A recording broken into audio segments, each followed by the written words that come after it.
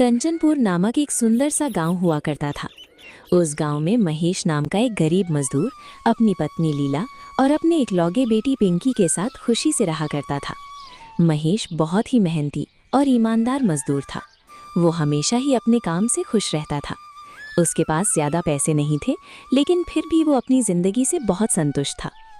महेश रोज़ सुबह सुबह जल्दी उठकर गांव के मुखिया रामलाल के यहाँ जाकर खेतों में मजदूरी का काम किया करता था और खेतों में मजदूरी के बदले रामलाल महेश को कुछ पैसे देता था, जिससे महेश और उसके घर परिवार का गुजारा जैसे तैसे हुआ करता था। लीला, मैं काम पर जा रहा हूँ। आज थोड़ी देर हो गई है।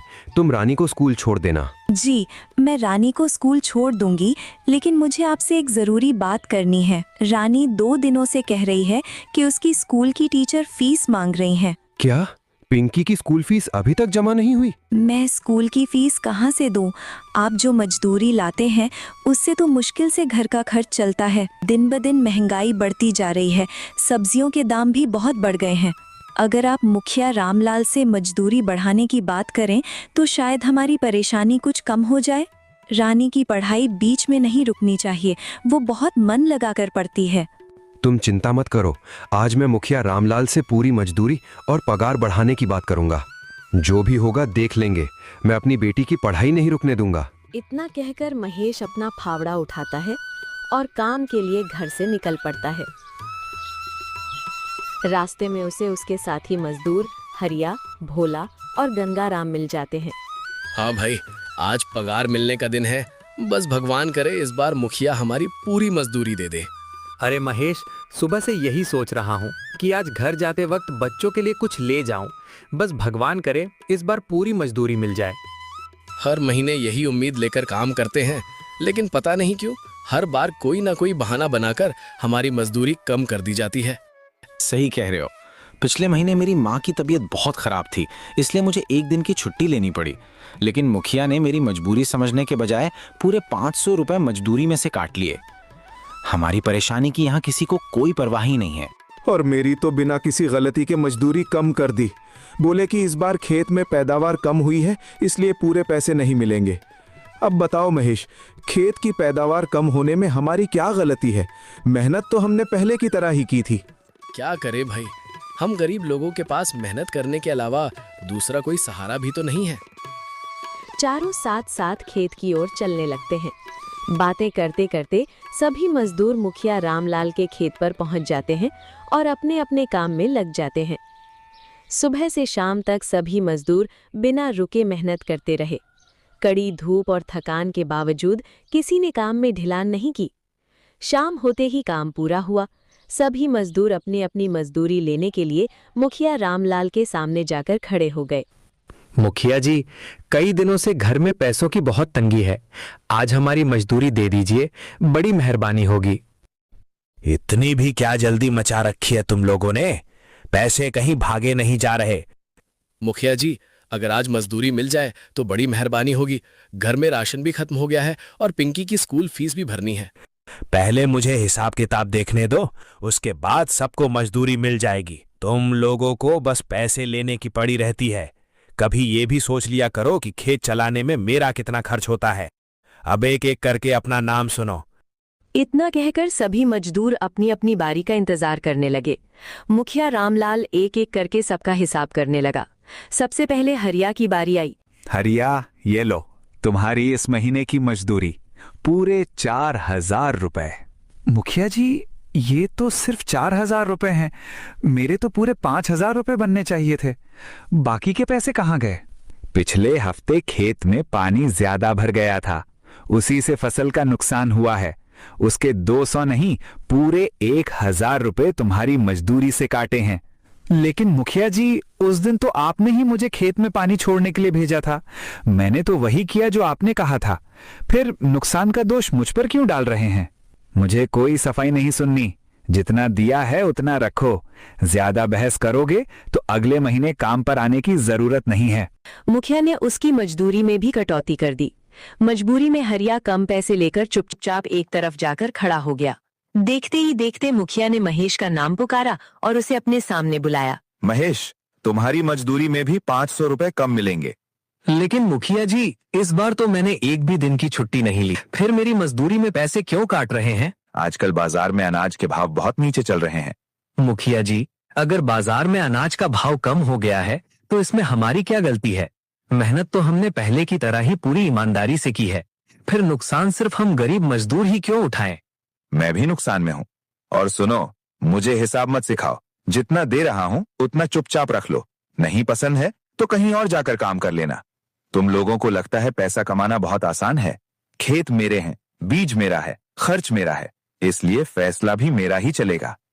मुखिया रामलाल की आदत ही ऐसी थी। वो हर मजदूर की मजदूरी में कोई न कोई बहाना बनाकर पैसे काट लेता था। कोई उसके सामने कितना भी समझाता, वो किसी की एक नहीं सुनता था। ये मुखिया कितना लालची आदमी है, हमारी मेहनत की कमाई तक नहीं छोड़ता। हर महीने कोई न कोई बहाना बनाकर मजदूरी काट लेता है। एक दिन इसकी यही लालच इसे बहुत महंगी पड़ेगी। सच कहूं तो अब इस आदमी के यहाँ काम करने का मन ही नहीं करता। सुबह से शाम तक धूप में पसीना बहाते हैं, फिर भी पूरी मजदूरी नहीं मिलती। ऐसे में घर का खर्च चलाना भी मुश्किल हो जाता है। गरीब की कमाई खाना कोई इससे सीखे। खुद तो आराम से बड़े घर में रहता है, लेकिन हमें 2 वक्त की रोटी के लिए भी तरसा देता है। गरीब की आंख कभी खाली नहीं जाती। मैं जानता हूँ भाइयों, हमारे साथ गलत हो रहा है, लेकिन गुस्से से कुछ नहीं बदलेगा। बस मेहनत करते रहो और भगवान पे भरोसा रखो। चलो अब घर चलते हैं। महेश, तुम तो हमेशा हिम्मत की बात करते हो, लेकिन घर जाकर बच्चों का चेहरा देखता हूं तो दिल टूट जाता है। समझ नहीं आता ये गरीबी हमारा पीछा कब छोड़ेगी। अगर हमारे पास थोड़ा भी पैसा होता तो हम खुद कोई छोटा मोटा काम शुरू कर लेते, फिर किसी के आगे हाथ फैलाने की नौबत ही नहीं आती। काश भगवान हमारी भी सुन ले। बस इतना हो जाए कि हमारी मेहनत की कमाई कोई हमसे न छीन सके। कुछ देर तक सभी मजदूर आपस में बातें करते रहे। फिर शाम ढलने लगी, इसलिए सब अपने अपने कम पैसों को संभालते हुए उदास मन से घर की ओर चल पड़े। आ गए आप? आज मजदूरी मिली ना? इस बार पूरे पैसे दिए मुखिया ने या फिर पहले की तरह कुछ काट लिए? पूरे पैसे कहाँ मिले लीला, फिर किसी न किसी बहाने 500 रुपए काट लिए। बहुत समझाया लेकिन मुखिया ने मेरी एक भी नहीं सुनी। हर बार यही होता है, कभी कोई बहाना कभी कोई और। आखिर कब तक हमारी मेहनत की कमाई ऐसे ही कटती रहेगी? क्या करें लीला, मजबूरी है। गांव में और कोई काम भी तो नहीं है। अगर यहाँ का काम छोड़ दूं तो घर चलाना और भी मुश्किल हो जाएगा। घर में आटा भी बस 2 दिन का बचा है। पिंकी की स्कूल फीस भी अभी तक जमा नहीं हुई। मैं समझ नहीं पा रही कि पहले क्या करूं और क्या छोड़ दूं। मैंने सोच लिया है, कल से मुखिया का काम खत्म होने के बाद गांव में दूसरी जगह भी काम ढूंढूंगा, चाहे जितनी मेहनत करनी पड़े, लेकिन घर की जिम्मेदारी से पीछे नहीं हटूंगा। भगवान करे आपको कोई अच्छा काम मिल जाए। मैं बस यही चाहती हूँ कि हमारी पिंकी की पढ़ाई कभी न रुके। तुम चिंता मत करो लीला, जब तक मेरे हाथ पैर चल रहे हैं मैं मेहनत करता रहूंगा। भगवान ने चाहा तो हमारी हालत भी एक दिन जरूर बदलेगी। अगली सुबह महेश ने मुखिया के खेत में अपना काम पूरा किया। काम खत्म होते ही महेश अपना भावड़ा कंधे पर रखकर गांव में दूसरी जगह काम की तलाश में निकल पड़ा। उसे उम्मीद थी कि शायद कहीं थोड़ा बहुत काम मिल जाए और घर की आमदनी बढ़ सके। महेश एक एक करके कई दुकानों, गोदामों और खेतों पर गया। उसने सबसे हाथ जोड़कर काम मांगा, लेकिन हर जगह उसे यही जवाब मिला कि अभी किसी मजदूर की जरूरत नहीं है। काफी देर तक इधर उधर भटकने के बाद भी महेश को कोई काम नहीं मिला। थका हारा और निराश होकर वो धीरे धीरे अपने घर की ओर लौटने लगा। तभी अचानक आसमान में काले बादल छा गए। देखते ही देखते तेज बारिश शुरू हो गई। बारिश से बचने के लिए महेश इधर उधर देखने लगा। तभी उसे पास ही एक बहुत बड़ा और घना पेड़ दिखाई दिया। महेश दौड़कर उस पेड़ की छांव में जाकर खड़ा हो गया। बारिश लगातार तेज होती जा रही थी। महेश वहीं खड़ा होकर बारिश रुकने का इंतजार करने लगा। तभी उसकी नजर सामने खड़े एक लकड़हारे पर पड़ी, जो हाथ में कुल्हाड़ी लिए उसी पेड़ को काटने की तैयारी कर रहा था। अरे भैया, ये क्या कर रहे हो? इतनी तेज बारिश में भी इस पेड़ को काटने की तैयारी क्यों कर रहे हो? क्या करूं भैया, मेरी पत्नी कई दिनों से बहुत बीमार है। वैद्य जी ने दवा लिखी है, लेकिन मेरे पास पैसे नहीं है। अगर आज लकड़ी बेचकर पैसे नहीं जुटाए तो मैं उसकी दवा नहीं ला पाऊंगा। तुम्हारी बात सुनकर सच में बहुत दुख हुआ, लेकिन ये पेड़ तो कई साल पुराना लगता है। इसे काट दोगे तो फिर कभी वापस नहीं आएगा। मैं भी ये बात जानता हूँ भैया, लेकिन मेरी पत्नी की जान से बढ़कर मेरे लिए कुछ नहीं है। अगर आज दवा नहीं मिली तो पता नहीं उसका क्या होगा। एक बात कहूँ भैया, अगर तुम्हारी परेशानी सिर्फ पैसों की है तो मेरे पास कुछ मजदूरी के पैसे हैं। तुम ये पैसे रख लो, लेकिन इस पेड़ को मत काटो। नहीं भैया, ये कैसे हो सकता है? तुम्हें भी तो इन पैसों की ज़रूरत होगी। मैं तुम्हारे पैसे नहीं ले सकता। ज़रूरत तो मुझे भी है भैया, लेकिन किसी की जान बचाने से बढ़कर कोई काम नहीं होता। तुम्हारी पत्नी की दवा भी आ जाएगी और ये पेड़ भी बच जाएगा। भैया, आज के समय में कोई किसी की इतनी मदद नहीं करता। तुम्हारा ये एहसान मैं ज़िंदगी भर नहीं भूलूंगा। इसे एहसान मत समझो। आज मैं तुम्हारे काम आ गया, कल कोई और मेरे काम आ जाएगा। बस इतना वादा करो कि इस पेड़ पर अब कभी कुल्हाड़ी नहीं चलाओगे। मैं वादा करता हूँ भैया, आज के बाद इस पेड़ को कभी नुकसान नहीं पहुँचाऊँगा। अब मैं अपनी पत्नी की दवा लेकर सीधे घर जाऊँगा। भगवान तुम्हें हमेशा खुश रखे। महेश ने अपनी जेब से 500 रुपए निकाले और लकड़हारे के हाथ में रख दिए। लकड़हारे ने भावुक होकर महेश का धन्यवाद किया। फिर वो महेश के दिए हुए पैसे लेकर अपनी पत्नी की दवा खरीदने के लिए जल्दी जल्दी वहां से चला गया। बारिश भी अब धीरे धीरे थम चुकी थी। महेश जैसे ही वहां से जाने के लिए मुड़ा, तभी अचानक उस पुरानी पेड़ की डालियां अपने आप हिलने लगीं। चारों ओर हल्की सुनहरी रोशनी फैल गई। महेश हैरानी से वहीं खड़ा रह गया। महेश जैसे ही पीछे मुड़ा, उसने देखा कि उस पुराने पेड़ के तने पर एक चमकदार चेहरा दिखाई देने लगा। पेड़ की डालियां धीरे धीरे हिल रही थीं और चारों ओर हल्की सुनहरी रोशनी फैल चुकी थी। ये मैं क्या देख रहा हूँ? कौन हो तुम? घबराओ मत महेश, मैं तुम्हें कोई नुकसान नहीं पहुंचाऊंगा। लेकिन तुम बोल कैसे रहे हो? मैंने आज तक किसी पेड़ को बात करते नहीं देखा। क्योंकि मैं कोई साधारण पेड़ नहीं हूं। मैं बरसों से इस धरती की रक्षा करता आया हूं। तो क्या अभी जो आवाज मैं सुन रहा हूँ वो सच में तुम्हारी ही है? हाँ महेश, आज अगर तुम समय पर नहीं आते तो मेरी उम्र यहीं खत्म हो जाती। मैंने तो बस एक मजबूर इंसान की मदद की है। अगर मैं उसकी जगह होता तो शायद कोई मेरी भी मदद करता। यही तुम्हारी सबसे बड़ी खूबी है महेश। तुमने अपनी जरूरतों से पहले किसी और का दुख देखा। ऐसे लोग इस दुनिया में बहुत कम होते हैं। लेकिन तुम्हें मेरा नाम कैसे पता है? मैं सिर्फ पेड़ नहीं हूं महेश। जो भी मेरे पास सच्चे दिल से आता है उसके मन की सच्चाई मैं पहचान लेता हूं। तुम्हारी ईमानदारी और दयालुता ने मुझे बहुत प्रसन्न किया है। अगर सच में आप मुझसे खुश हैं तो यही मेरे लिए सबसे बड़ा आशीर्वाद है। नहीं महेश, सिर्फ आशीर्वाद नहीं, आज मैं तुम्हें एक ऐसा उपहार दूंगा जो तुम्हारी और कई जरूरतमंद लोगों की जिंदगी बदल सकता है। इतना कहते ही पेड़ ने महेश को एक छोटी सी सुनहरी घंटी दे दी। महेश उस घंटी को हैरानी से देखने लगा। तभी पेड़ मुस्कुराते हुए बोला, महेश, जब भी तुम्हें किसी चीज की जरूरत पड़े, बस इस घंटी को बजाकर उसका नाम लेना।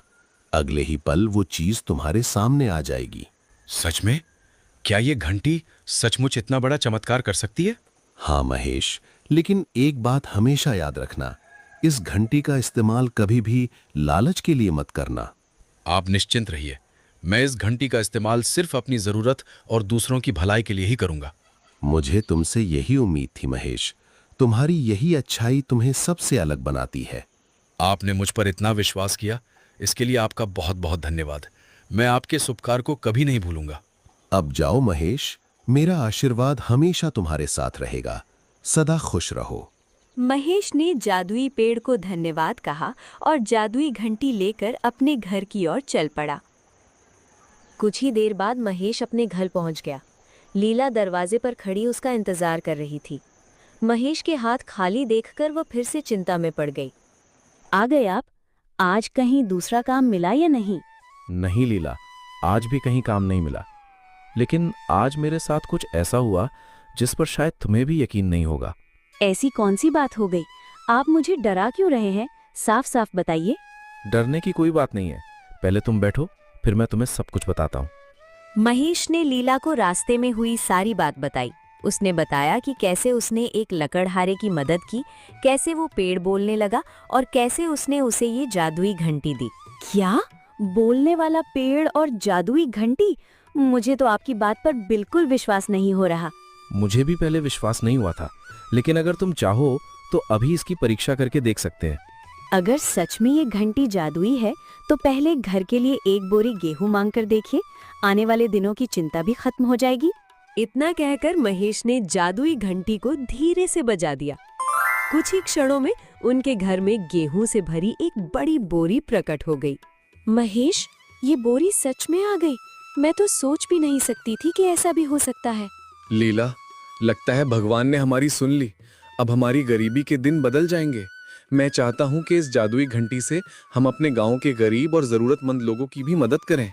हाँ महेश, भगवान ने हमें ये घंटी किसी अच्छे काम के लिए ही दी है। हम इसका इस्तेमाल हमेशा लोगों की भलाई के लिए करेंगे।